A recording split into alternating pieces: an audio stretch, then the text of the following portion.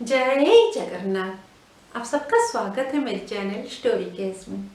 दोस्तों, भक्ति में है शक्ति। हमारी जो सच्ची घटनाओं के ऊपर आधारित, महाप्रभु के अनुभूति के ऊपर आधारित, भगवत विश्वास के ऊपर आधारित कहानियाँ चली हुई है। आप सबका बहुत प्यार मिल रहा है।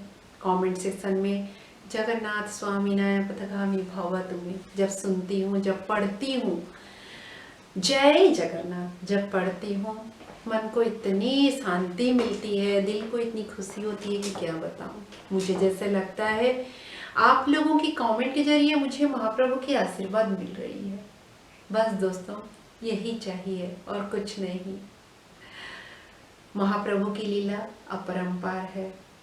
महाप्रभु कब किसको कैसे रूप में दर्शन दे दें, कब किसको कैसे आके खड़े होके मदद के लिए खड़े हो जाएं, कोई नहीं जानता। लेकिन हाँ, अगर सच्चे मन से, सच्चे भाव से, सच्चे भक्ति से उनको याद करे तो वो जरूर उनका जो मतलब खड़ा होना या उनका जो प्रेजेंस है वो फील करवाते हैं। दोस्तों, बेसिकली उड़ीसा की हूँ। हिंदी में थोड़ी सी हो सकता है, लैंग्वेज में थोड़ी कमजोरी भी आ सकती है। कहीं पे गलती हो रही होगी तो माफ़ कर दीजिएगा। बस ये कोशिश है कि महाप्रभु की जो लीला है वो हर भाषा के लोग समझ पाएं। उसी लिए मैंने हिंदी भाषा को चुना है। चलिए हमारी कहानी की तरफ चलते हैं। दोस्तों, आज की जो कहानी है वो भजन सम्राट भिखारी बड़ा जी की है। भिखारी बड़ा जो है उनको उड़ीसा में भजन सम्राट का जो उपाधि दिया गया था, वो इतने अच्छे भजन गाते थे।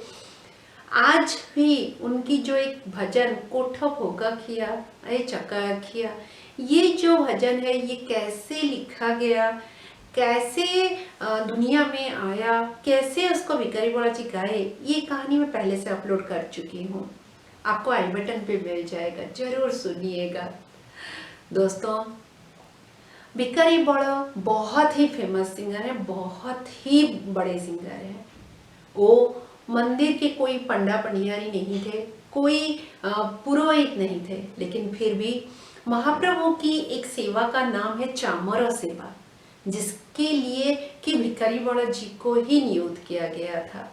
उनको वो सेवा करने का मौका मिला था। कितनी खुशी की बात है ना, कितनी सौभाग्य की बात है। तो दोस्तों, ये है कहानी 1998 मसीहा की। कहानी मैंने अनुभवरे श्री जगन्नाथ पीतावास राउतराय जी की संपादन किया हुआ किताब से लिया है।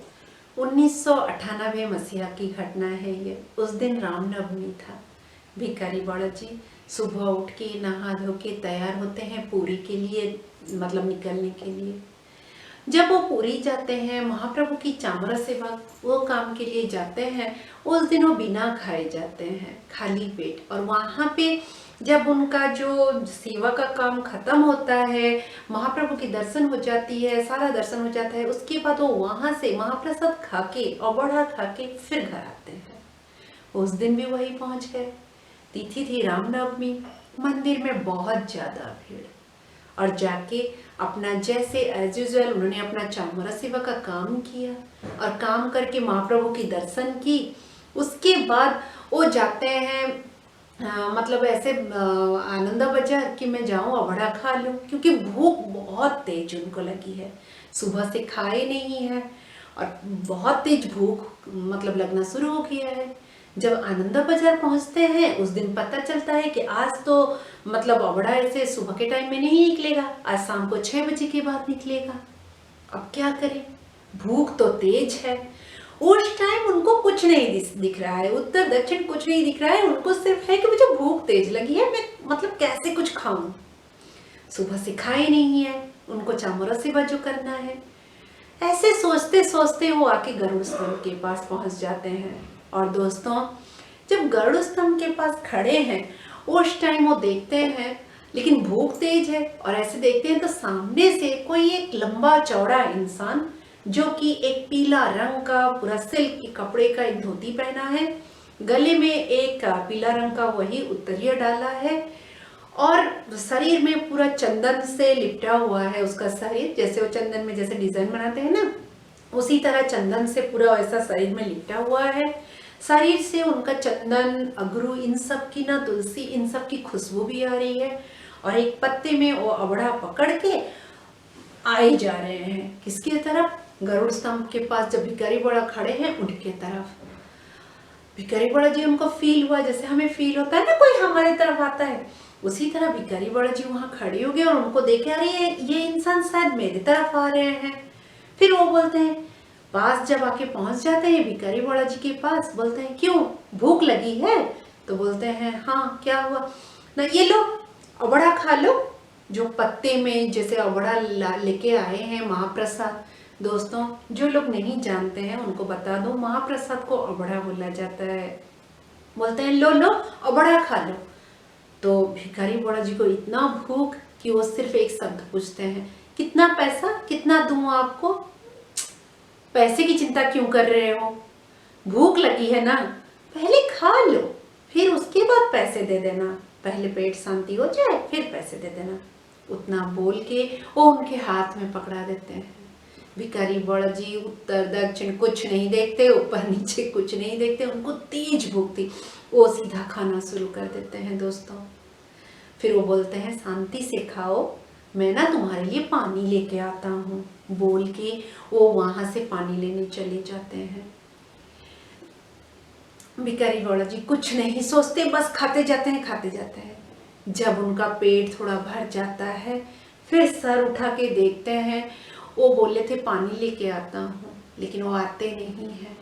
फिर भिखारी बड़ा जी उस टाइम उनको सेंस आता है, वो सोचते हैं जो इंसान अभी अबड़ा निकला नहीं है, आनंदा बाजार में महाप्रसाद नहीं है, और वो मुझे गरम गरम अबड़ा ला के दिया, मैं भूखा था, वो इंसान स्वयं महाप्रभु मेरे पास आए थे, और मैं ऐसे अधम इंसान, मैं ऐसे मूर्ख हूं कि मैं उनको पहचान नहीं पाया, मैं उनको नहीं जान पाया।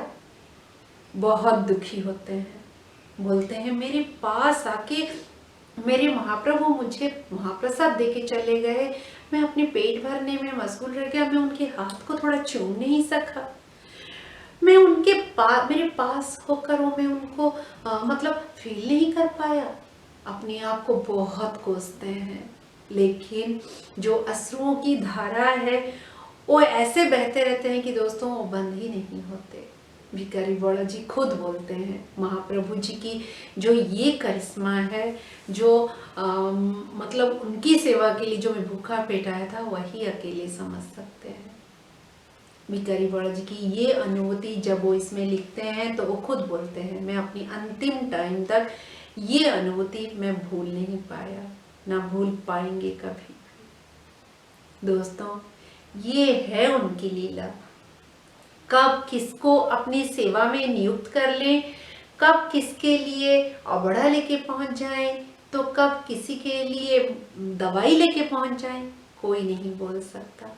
बस विश्वास चाहिए, उस भक्ति में विश्वास होना चाहिए, तभी शक्ति बनके, तभी करिश्मा बनके वो महाप्रभु सामने खड़े हो जाते हैं।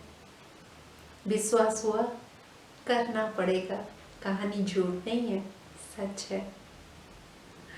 दोस्तों, अगर आप लोग भी अपनी अनुभूति शेयर करना चाहते हैं तो मुझे ज़रूर मेरी ईमेल के थ्रू लिख के भेजिए।